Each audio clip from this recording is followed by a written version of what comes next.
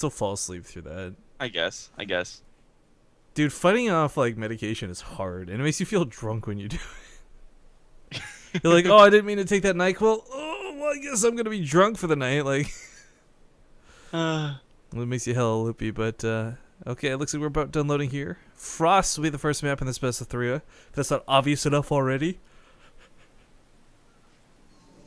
Sorry, pardon me. I'll just fight that yawn 1 second. Okay, we're ready to go. Take her away, Penguin. In the bottom right spawn location, playing as our orange Protoss player, it is Behemoth.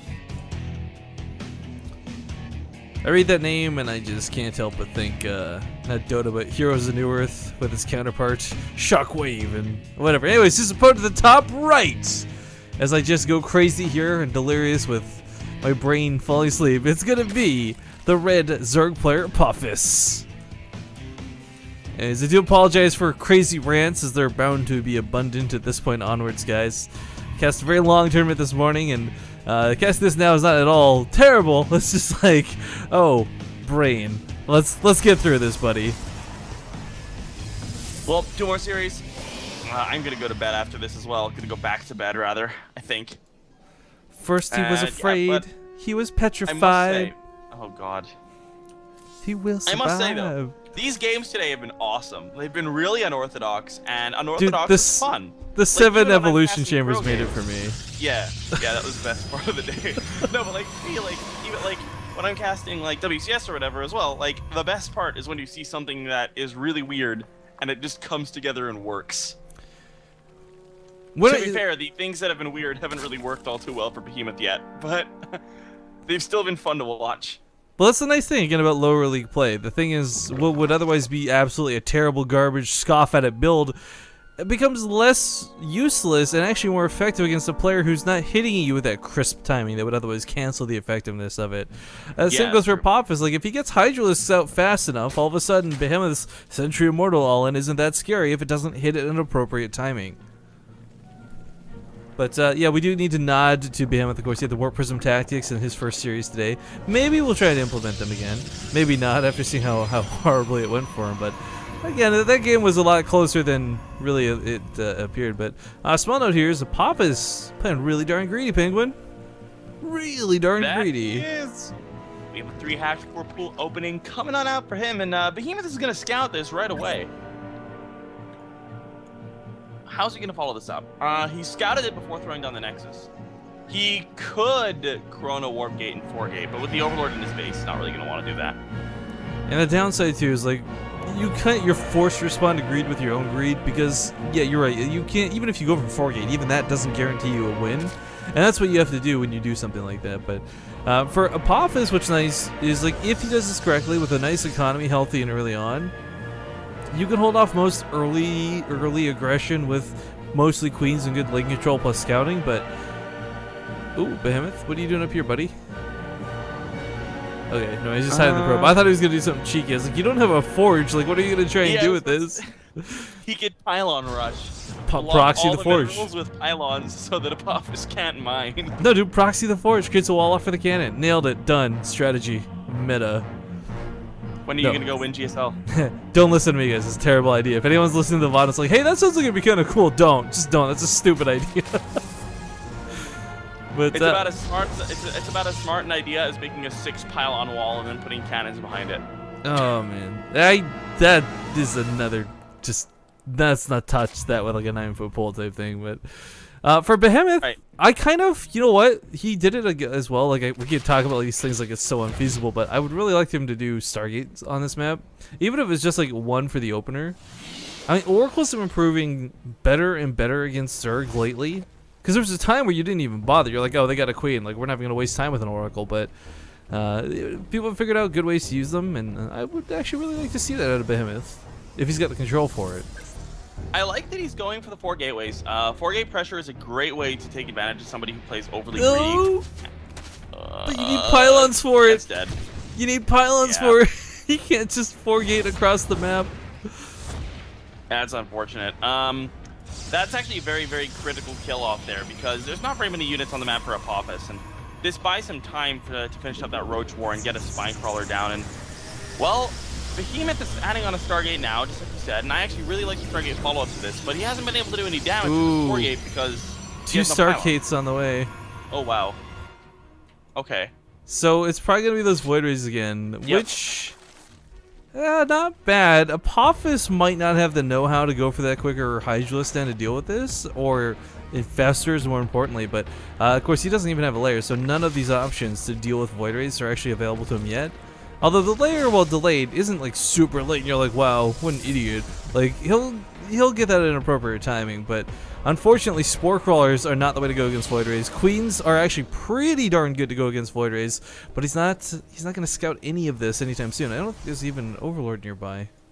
No. The big problem with 3 hatch for pool is that a lot of players, if you go for gas with the 3 hatch opening, you will be getting a significantly later layer because you're generally going to go for either a Roach Warren or upgrades or something along those lines. And Behemoth does pop in here with the Mothership Core, kills off a drone before leaving, so nice little pick off for him there. And Apophis is still not starting that layer, and he's really going to be hard pressed to deal with these Void Rays if he doesn't see them coming.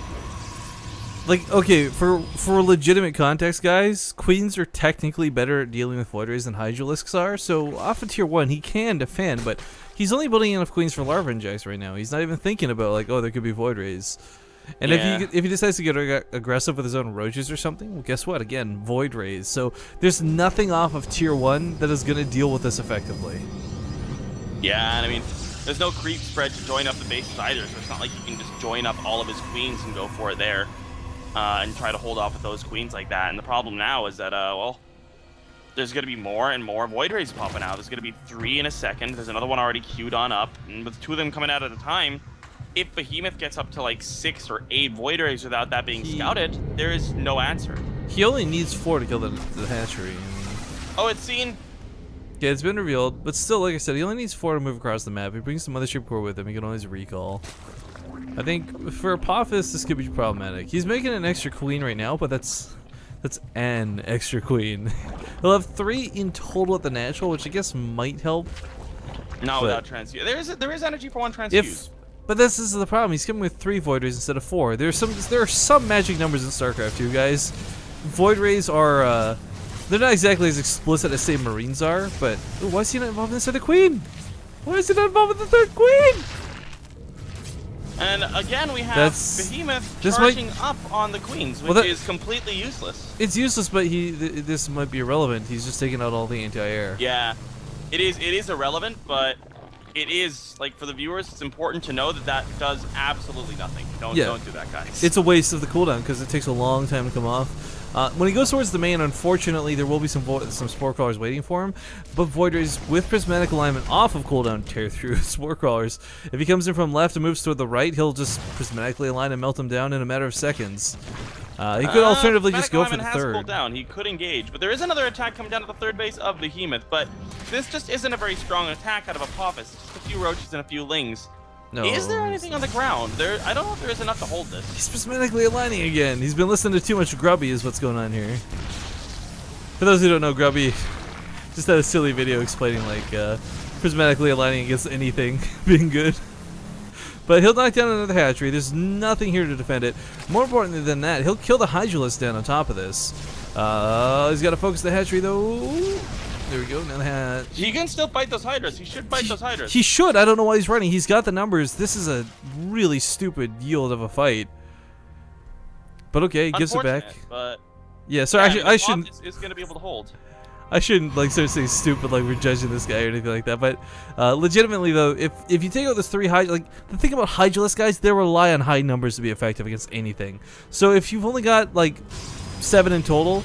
Well, if you just killed those 3, it'd only be 4. That means you can still fight the next group of Hydralisks. But 7 Hydras at a time, that's a whole different scenario. Really good force fields. Yeah, I'll get a couple kills off that too. Nicely done. Time warps, I think, are going to be really critical too, dealing with these Hydralisks. Muscular Augments is not done yet, but it's on the way. So you could catch a couple of them. But there's still a lot of Void Rays. And this is there's 8 Void Rays out. I don't know if Apophis has enough to really answer this off 1 base economy. No, this is the problem too. Like, if he needed to scout this earlier, is what the bottom line is. Like, at this point, it is kind of snowballing out of control, but it should never have gotten to this point in the first place. Yeah, and I mean, Well, we'll see just what kind of a defense Apophis can mount, but when we're talking about 13 Hydras against 9 Void Rays, Void Rays do have a lot of DPS even without the alignment. And there's 900 resources being spent on hatcheries at the moment. Yeah, well, I guess if you gotta do what you gotta do, he's gonna lose muscular augments as an upgrade. This is gonna suck. Now fighting off of creep without that speed bonus, on top of what is possible time warps, it's gonna be devastating. And Hydros are not gonna go anywhere. He loses a Void Ray off the bat, but good game is gonna be slapped down. And Behemoth will start this series off strong, 1-0 in this best of 3. Good play out of him.